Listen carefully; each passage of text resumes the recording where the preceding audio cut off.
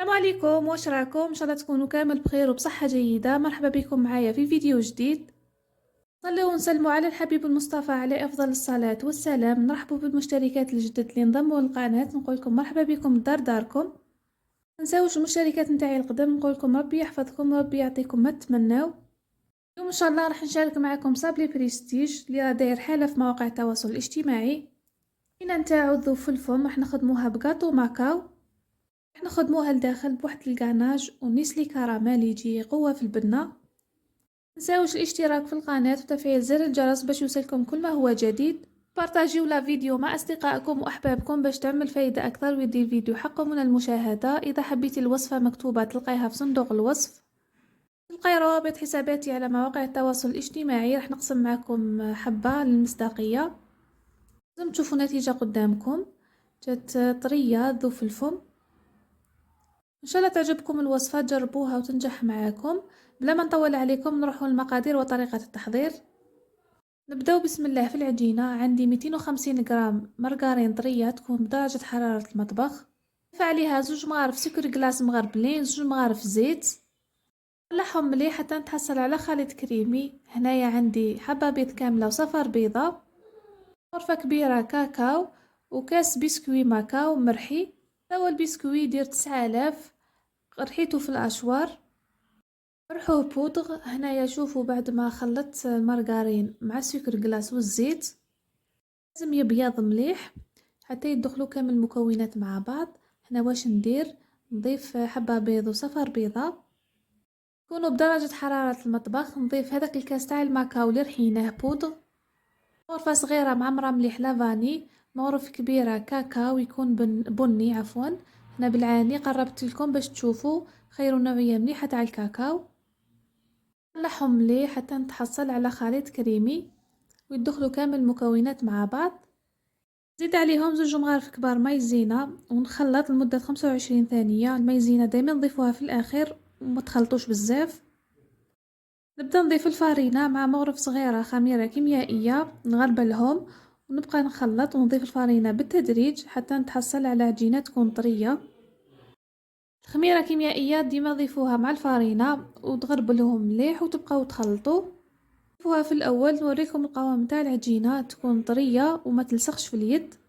نقسم العجينة على 2، قسم نغطيه ونخليه بجيه وقسم نبداو نخدمو به. مع العجينة نحطها فوق كيس بلاستيكي. في الاول نفتح هكا بيدي باش ما تجينيش جهة طالعة وجهة هابطة. نحطو فوقها كيس بلاستيكي واحد اخر. نوريكم هذو الاكياس البلاستيكية يديروا 10,000. فتحي واحدة وحطي واحدة من تحت واحدة من الفوق. افتح بالحلال والسمك يكون متوسط، متنقوهاش بزاف كيما متخلوهاش خشينة. نحي الكيس بلاستيكي اللي من الفوق، نجيب الطابع نتاعي. الكيس بلاستيكي اللي درناه من الفوق راح يخلي العجينة ليس. نجيب هذا الطابع المدور وانتي استعملي الطابع اللي راكي حابة تخدمي به. حطي في الفارينة وطبعيه، والحقيقة ما راحش يلصق بلا ما تحطيه في الفارينة عادي. شوفوا العجينة نتاعكم هكا ليس من الفوق، تعرفوا باللي كي طيبوها راح تجيكم بنينة بزاف. دول الحبة غير بالعقل، هذا هو السمك تاعها يكون سمك متوسط. نحطها فوق صنيوة. نفس الطريقة نزيد نكمل العجينة الدوزيام يعني الجزء الثاني هذاك اللي قسمناه. دخلها طيب في فرن نكون مشعلته مقبل على 160 درجة. كي نشوفها طابت من تحت شعلوا عليها من الفوق غير ينشفوا وخرجوها. تشموا هذيك الريحة الشابة تاع الصابلي كي يكون يطيب. هنايا تروحوا تعسوا صابلين تاعكم. شوفوا كيفاش طاب من تحت. عسيه من ربع ساعة 20 دقيقة، وانتي على حسب الكوشة نتاعك ولا حسب سنيوة نتاعك. وفي ما يتغير الشكل تاعها يجي حبة مع حبة. خليهم يبردوا ونروحوا نحضروا الحشو ولا الغاناج. بالنسبة للغاناج ولا الكريمة اللي راح نحشو بها الصابلي، عندي 80 غرام مارغرين بالتقريب 3 مغارف كبار ماشي معمرين مليح، مع 100 غرام شوكولا سوداء يعني شوكولا مينا هذيك الكحلة. ذوبوهم مع بعض. ذوبوا على حمام مائي. نزيد لهم 160 غرام شوكولا تختيني، حوالي 2 مغارف كبار ولا مغرف ونص. تبقاي تخلطين بعد تحطيها في بول تاع شوربه وتغطيها بابي فيل. تحطيها في بلاصه بارده، ما تحطيهاش في الفريجيدير، تحطيها غير في بلاصه بارده. بعد ساعه ساعتين تلقاوها كيما هكا جمدت. بعد نتوما واش ديروا؟ حاولوا بالمغرف هكا، يعني حاولوا طروها شويه بالمغرف، ومن بعد حطوها في البيتخان ولا في الباتور، طلعوها حوالي 2 دقائق 3 دقائق. تقدري ديري كريمة الزبدة فيها 125 غرام مارغرين تكون طرية وبدرجة حرارة المطبخ، مغرفة كبيرة زيت، 3 مغارف كبار سكر جلاس يكونوا مغربلين، طلعيها لمدة ربع ساعة، حطيها في بوش. الطبلي نتاعي راه واجد، بالطابع هذا خرجت لي واحد 22 حبة، وانتوما اذا الطابع نتاعكم صغير، اذا خرج لكم حوالي 26 حبة. حطيت الكاناج نتاعي في بوش جوطاب ونعمر الحبة، مين نخلي في الوسط فراغ باش ندير نسلي كراميل، ونتعمروا فيهم هكا دايما، فرشوهم كامل على سنيوة. نص الحبات راح نعمرهم والنص الاخر نخليهم. ندير نسلي كراميل في الوسط. هنا دايما الكريمات ولا النسلي كراميل دايما نديروهم في بوش باش تخدموا خدمه نقيه ومرتبه وما يبداوش يديكم يتلاصقوا. راني كملت كامل الحبات. الحشو هنايا اختياري، ديري واش تحبي نتيا، تحبي ديري هذا الكاناج ولا تحبي ديري كريمه الزبده اللي عطيت لكم الوصفه نتاعها. نجيب الحبه اللي ماهيش مغلوقه نحطها فوق الحبه اللي فيها الكاناج وفيها نسلي كراميل، نحطهم كامل بهذه الطريقه. دخلها الفريجيدير لمدة 20 دقيقة نصف ساعة حتى يبردوا مليح، ونروح نحضروا الشوكولا. عندي هنايا شوكولا دادا بذوق الحليب، قطعتها قطع صغيرة باش تساعدني كي نكون نذوب فيها. حطيتها في كسرونة، زدت لها واحد 2 مغارف 3 مغارف زيت، ذوبها فوق حمام مائي حتى تذوب كامل.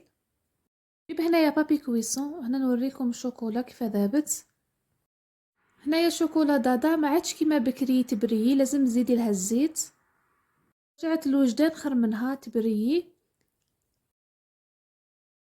بسم الله نقلاسي. هنايا نحكم الحبه نتاعي، نجيب فرشيطه ونجيب مغرف ونقلاسي بهذه الطريقه.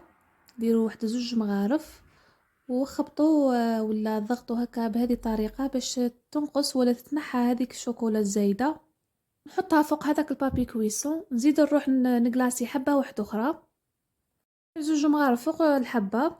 من بعد نحاول نشوف هكا الجوانب كامل فيهم شوكولا، نضغط بهذا الشكل ونحط الحبه نتاعي فوق البابي كويسون. كملي الحبه الثانيه، رجعي الحبه الاولى نحيها من بلاصتها، ما تخليهاش في بلاصتها باش ما تكونلكش طبقه هذيك تاع الشوكولا من التحت وتجيك مفينيه. نخدموا الحبه الثالثه، نزيدو نحطو 2 مغارف شوكولا ونحطها فوق البابي كويسون. حطي غير بالعقل باش تنحى الشوكولا الزايده. بعد نزيد هكا بالطبسي، نزيد نحي واش كاين من التحت، يعني هكا حاولي مسحي. حطي فوق البابي كويسون، زيدي روحي الحبه الثانيه، زيدي بدلي لها البلاصه نتاعها، ما تخليهاش في هذيك البلاصه، بدلي لها البلاصه نتاعها.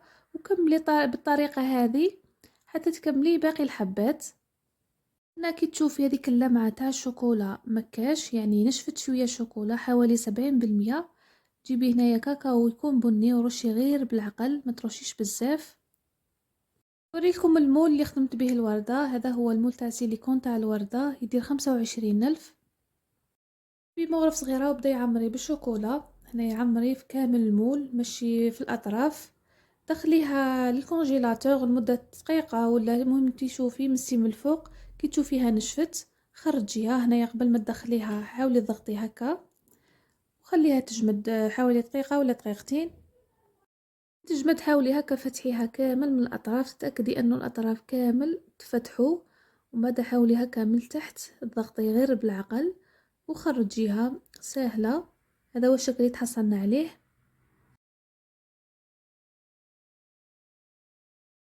هذوك نتاع الوردة هذوك راح نلونهم بهذا الميتاليك في الدوغي مع هذا الليكيد نتاعو، راح نخلطهم مع بعضهم وندهن، نحاول ندهن كامل هذوك الوردات. ديري شويه من الميتاليك ولا ناكري دوغي وزيدي شويه من الليكيد نتاعو بريشه، وحاولي هكا لوني غير هذاك غير عفوا هذاك الورق، ما تروحيش للورد. وندير لكم فيديو قصير على هذو الوردات كيفاش نخدموهم.